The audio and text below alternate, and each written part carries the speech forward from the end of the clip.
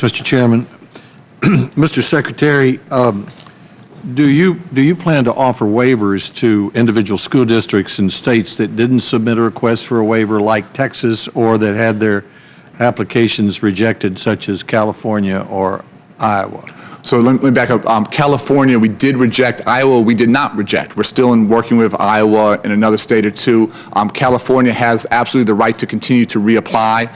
We have a deadline at the end of this month, and my strong preference is to work with states. I think there's lots of both legal and 15,000 school districts. That's a hard portfolio to manage. 50 states. We think we can get our arms around that, and so we'll cross that bridge when we get there. But we have until the end of the month to have states apply. The vast majority of states in the country, we're working in very close concert, and my hope in an ideal world, every state would come in by the end of the month. Will that happen? I'm not sure, but we're actually in conversations with some surprising states that I'm hopeful there.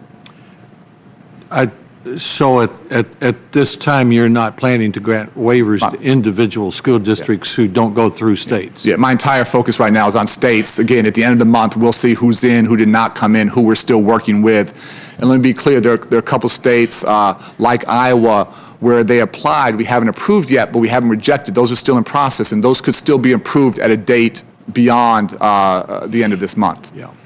Well, as I read the statute, I don't see any authority that you have to approve an individual application from an application for a waiver from an individual school district unless it goes through a state. So I'm pleased with that answer.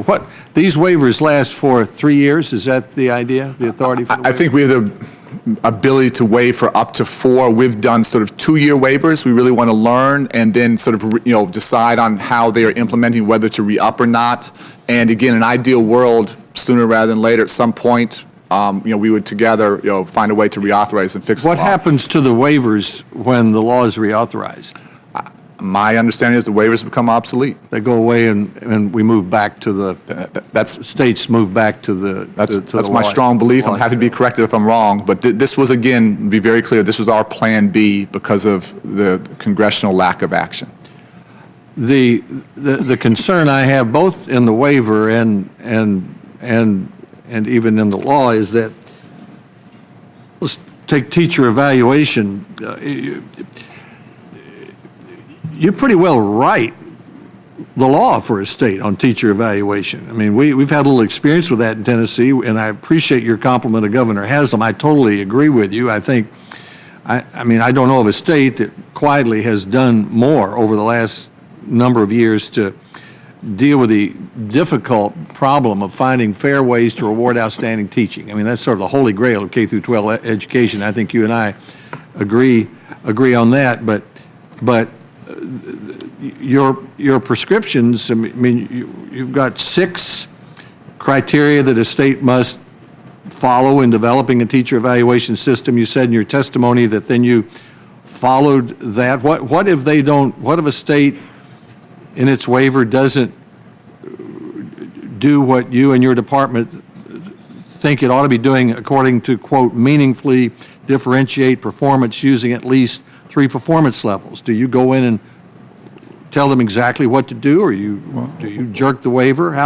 How detailed do you get in helping a state write its own teacher evaluation system? Obviously, this is still very early on, but the fact of the matter is the vast majority of states around this country, again, across the political spectrum, we've worked in great partnership with, and we're finding solutions together. So, again, you got testimony from a couple state soups. Feel free to talk to any governor, any state soup around the country. And have we been perfect in this? I promise you we haven't been. Have we tried to listen and learn and work together?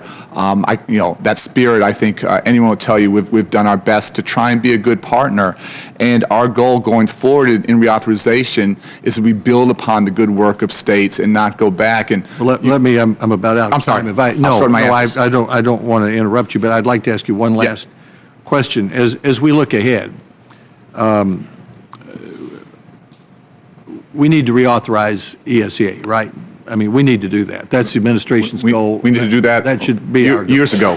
What advice would you have to this committee, based on your work with us over the last 2 years, of the easiest way for us to work together to get a result in this Congress that we weren't able to get in the last Congress? Well, I think it's no secret that for a couple years, Congress has been pretty dysfunctional, and there's been a breakdown along partisan lines and an inflexibility and unwillingness to compromise and to find common ground, not just on this issue, but on many, many issues. And I think if there's any area where folks want to come together in a nonpartisan, non-ideological, bipartisan way, I can't think of a better area than education. And I think with leadership of you two here and folks across this committee, I'm actually hopeful. But my team and I put in hundreds and hundreds of hours in what proved to be a fruitless effort over the past 2 years. And in all candor, I would have liked to have gone to waivers earlier to give states more time to be thoughtful. But in deference to leadership in Congress, which was the right thing to do, we delayed that move for months. And so whatever I can do to be a good partner, please hold me accountable to do that. But I think at the end of the day, not just on this issue, but on a whole host of issues facing our nation, we need congressional leaders to find the common ground that you talked about and come together. Well, I look forward to working with Chairman Harkin on that as we were both thinking the same thing. We put in lots of time, too. We produced a bill. We voted out of committee in a bipartisan way, didn't get brought to the floor for whatever reason. So I'm committed to moving ahead. I'd like to do that. I look forward to working with you and with the chairman, and we'll talk more about that as the days go on. I know how committed you are. I know that.